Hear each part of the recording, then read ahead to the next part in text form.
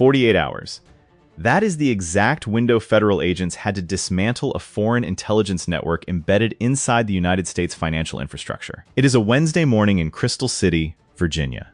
The air is thick with humidity, the asphalt of the parking lots shimmering in the early summer heat. The clock is ticking down. In a matter of hours, a massive illicit funds transfer, totaling $1.8 billion, is scheduled to move through a major American bank. If that wire transfer reaches its destination overseas, the money will vanish into a labyrinth of international shell companies, permanently financing a hostile state apparatus.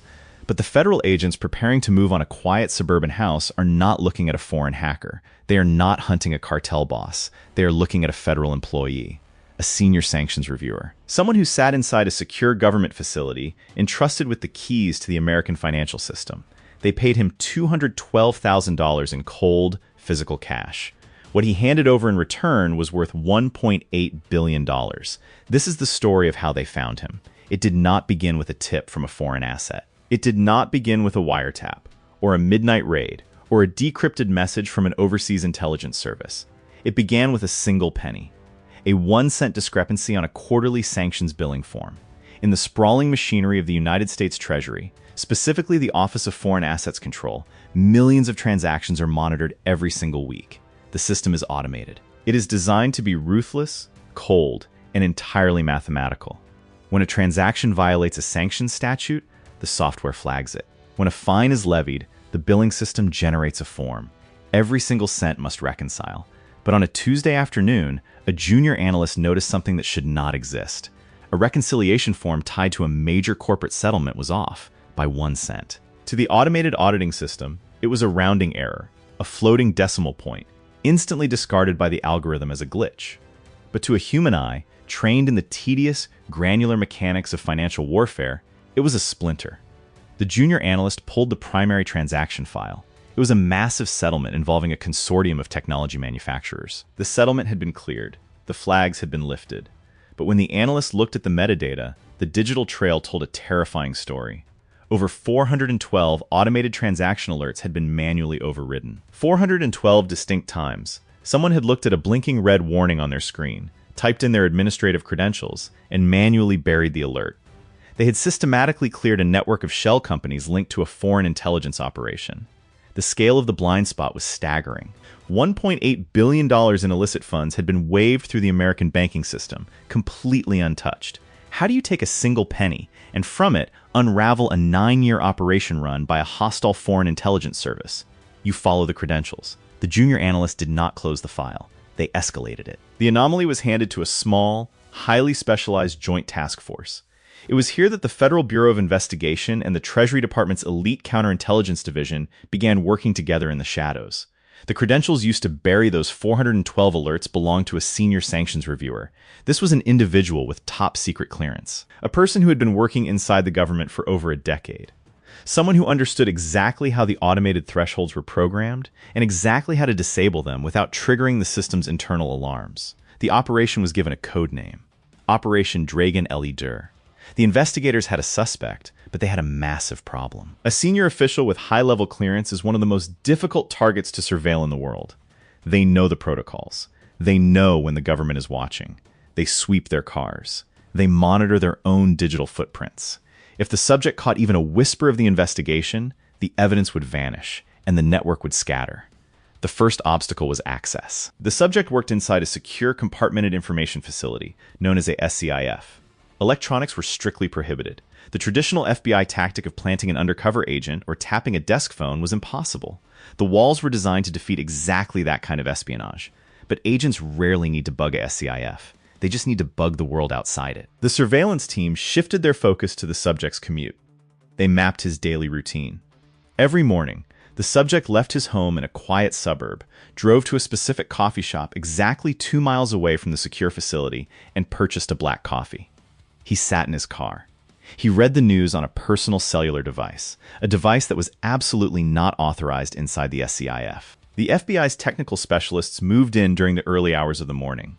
They did not plant a microphone.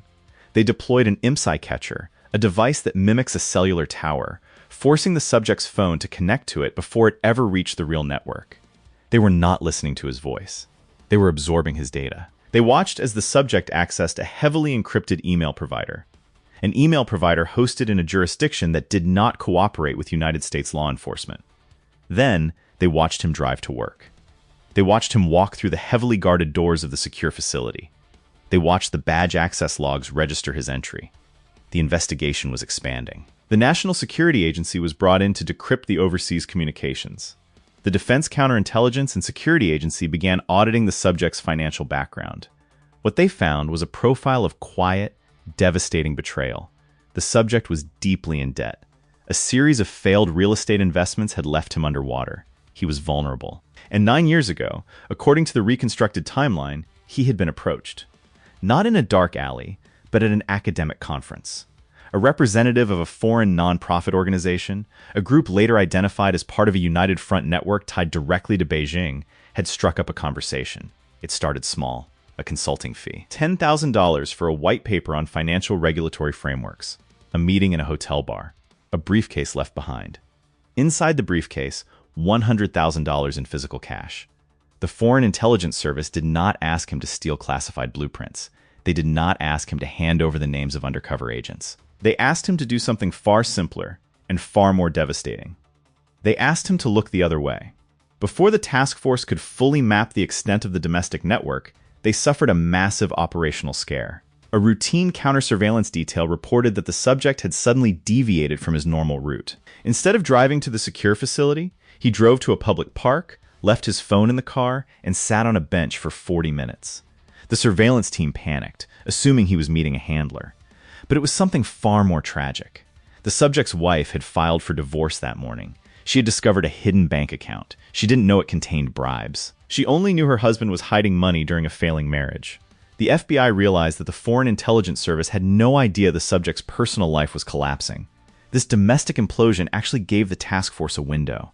The subject was distracted, sleep-deprived, and emotionally compromised, making him less likely to notice the tightening net of federal surveillance. I spent hours going through the aggregated case files of Operation Dragon El Didger, and one detail kept nagging me: the sheer, staggering contrast in the numbers.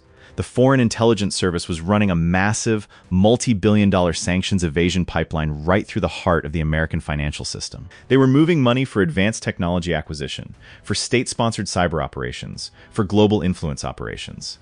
And for blindfolding the United States government to all of it, they paid the mole $212,000. $212,000. That is the price of a modest suburban home. That is the cost of a single sports car. It is pocket change in the realm of international intelligence budgets. What strikes us about this case is not the sophistication of the foreign adversary. We expect foreign intelligence services to be ruthless and well-funded. What strikes us is the catastrophic failure of internal oversight. The system was designed to catch anomalies. The system generated 412 red flags. But the system also granted one human being the unchecked, manual authority to silence every single one of those alarms without a secondary review. The network was operating at full capacity. The shell companies were layered. The funds were washing through major American banks, disguised as legitimate corporate settlements. The investigators realized they were not just looking at historical damage. The pipeline was active. The NSA decrypted a series of messages from an overseas handler. The messages were routed through a massive cutout, a seemingly legitimate corporate entity acting as a middleman for the foreign state. The translation was stark. A final, massive consolidation of funds was being prepared. The network was restructuring. They were preparing to move $1.8 billion out of the United States banking system in a single, complex wire transfer. The clock was ticking. The task force had to make a decision. Do they let the transfer go through, hoping to map the final destination of the money and identify the ultimate beneficiaries? Or do they shut it down, cutting the head off the snake, but potentially losing the masterminds overseas? The risk was too great. If the $1.8 billion reached the offshore jurisdiction, it would be fragmented into thousands of microtransactions within minutes. It would be gone forever. The money would be used to fuel state-sponsored cyber intrusions, to purchase restricted technology, to fund operations directly threatening national security. The decision came down from the highest levels of the Justice Department. They had to take down the network before the transfer cleared. But there was a massive complication. The subject was inside the secure facility. He was at his desk. If the FBI initiated a lockdown, or if the subject saw agents approaching the building, he would simply hit a keystroke. a dead man's switch. A command to instantly release the funds early, or to permanently delete the administrative override logs. They had to get him out. They had to extract him from the secure environment without raising his suspicion. The solution was bureaucratic. The Treasury Department initiated a fake, high-priority audit. A flash memo was sent directly to the subject's department head. It required the immediate, in-person presence of all senior reviewers at an off-site continuity facility. It was a standard, albeit rarely used, protocol. The subject was ordered to pack his credentials and report to a secondary location. He walked out of the secure facility. He got into his car. He began his drive across the city. The surveillance team held their breath. If he deviated from the route, the operation was compromised. If he called his handler, the operation was over. He drove exactly the speed limit. He stopped at every red light.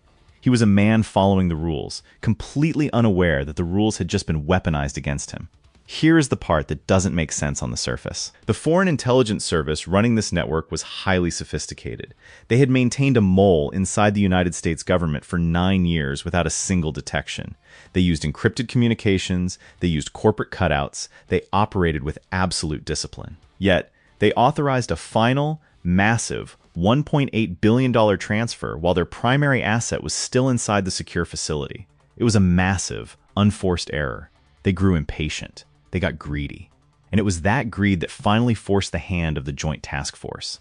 Unpopular opinion, but the systemic failure here is just as terrifying as the espionage itself. We trust these massive federal bureaucracies to protect us, assuming the sheer size and complexity of the government makes it secure. But the reality is, the bigger the system, the easier it is to hide in the cracks. The automated defense mechanisms are only as good as the human beings administrating them. If a single, mid-level bureaucrat can be bought for the price of a mortgage to blind a $1.8 billion oversight apparatus, the entire concept of centralized financial security is an illusion. We will say what most won't. The real vulnerability wasn't the spy. It was the architecture that gave one person God mode access without a second set of eyes. What do you think? Is this justice served, or is it merely a band-aid on a fundamentally broken system? The subject pulled into the parking garage of the off-site facility. He turned off the engine. He adjusted his tie. He stepped out of the car. The takedown had to be instantaneous, silent. As the subject walked toward the elevator bank, a black Treasury SUV rolled into the garage. 4 unmarked sedans blocked the exits. There was no sirens, no flashing lights, just the quiet, rapid sound of vehicle doors opening and closing. The subject never reached the elevator. 8 federal agents converged on him in a textbook perimeter takedown. He was surrounded before he could even reach into his pocket. His wrists were secured in handcuffs. His badge, his phone, his briefcase, all instantly seized.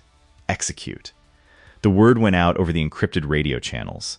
The quiet suburban house was hit simultaneously. A Bearcat armored vehicle rolled down the residential street. A dynamic entry team approached the front door. They did not knock. The battering ram hit the door once, shattering the deadbolt. Flashbangs detonated inside the living room, disorienting anyone inside. Agents poured through the door. The house was empty, but it was a treasure trove of evidence. They began the meticulous process of seizing everything. In the basement, hidden behind a false wall in a utility closet, agents found the operational core. 14 burner phones, still holding residual battery charge. Each phone was linked to a different, single-use identity. They found physical cash. $112,000, neatly stacked in waterproof bags, buried inside empty paint cans in the garage. The technical exploitation team moved in. They seized encrypted laptops. They pulled classified documents that had been smuggled out of the secure facility. They found the handwritten ledgers. The ledgers contained the routing numbers, the passphrases, and the corporate identities of the entire shell company network. The evidence processing phase was a grueling, sleepless marathon. Forensic accountants and FBI technicians worked around the clock in a secure warehouse in Quantico. The 14 burner phones were subjected to advanced chip-off extraction techniques, physically removing the memory chips to bypass lock screens and recover deleted packet data. They reconstructed the digital ghosts of the network. The encrypted laptops yielded a terrifying level of tradecraft. The subject had kept meticulous, handwritten notes in a cipher that took cryptographers 2 full days to break. When translated, the notes revealed the exact algorithms the Foreign Intelligence Service used to test the Treasury Department's automated thresholds. The mole hadn't just been pressing override, he had been actively reverse engineering the defense mechanisms, selling the source code of America's financial firewalls back to his handlers. The evidence was overwhelming. The network was dismantled. 9 individuals were indicted. The domestic assets, the corporate facilitators, the lawyers who had registered the shell companies, they were all taken into custody within a span of 11 minutes, a synchronized sweep across 3 states. The aftermath was a cold, procedural reality. The subject was charged under the federal espionage statutes, specifically 18 U.S.C. 793 and 794, dealing with the gathering, transmission, and loss of national defense information, alongside charges of acting as an unregistered foreign agent under 18 U.S.C. 951. The 9 individuals faced a combined potential sentence of over 150 years in federal prison. The $1.8 billion transfer was frozen. The shell companies were blacklisted by the Treasury Department, but the masterminds, the handlers operating overseas under the direction of a foreign intelligence service, they remained out of reach. The cutout in the foreign capital closed its doors. The digital infrastructure was wiped. The human intelligence asset, the handler who had first approached the subject at the academic conference, vanished. They are protected by a foreign government that does not extradite its intelligence officers. One detail that stuck with me from the unsealed court transcripts is the sheer normalcy of the subject's life. He had a routine. He bought a black coffee every morning. He mowed his lawn on weekends. He attended neighborhood barbecues. He was described by neighbors as quiet, polite, entirely unremarkable. It is a terrifying reminder that the most devastating threats to national security rarely look like the villains in movies. They look like bureaucrats. They look like the person standing next to you in the elevator. If you have ever worked in a large corporate or government bureaucracy and noticed a process that seemed entirely dependent on one person's unchecked authority, imagine that vulnerability being exploited by a hostile intelligence service. If you would have missed the signal too, subscribe to Federal Casebook and tell us in the comments which thread you'd have pulled first. Will this happen again in the next 5 years as financial systems become even more automated and complex? Comment yes or no. The network is gone. The money is frozen. The mole is sitting in a federal detention center, awaiting a sentence that will likely keep him behind bars for the rest of his natural life. But the damage is done. 9 years of unrestricted financial movement. 412 blind eyes turned by the very system designed to protect the economy. The system did not catch him. The automated algorithms failed. The oversight committees failed. The audits failed. A single human being, a junior analyst, armed with nothing but curiosity and an eye for detail, caught a 1-cent discrepancy on a digital form. $1.8 billion in illicit funds. 412 buried alerts. 9 years of betrayal. 14 burner phones. $212,000 in bribe money. 9 individuals indicted. 1 junior analyst. 1 penny. 1 door closing. This was Operation Dragon Ellie Dur.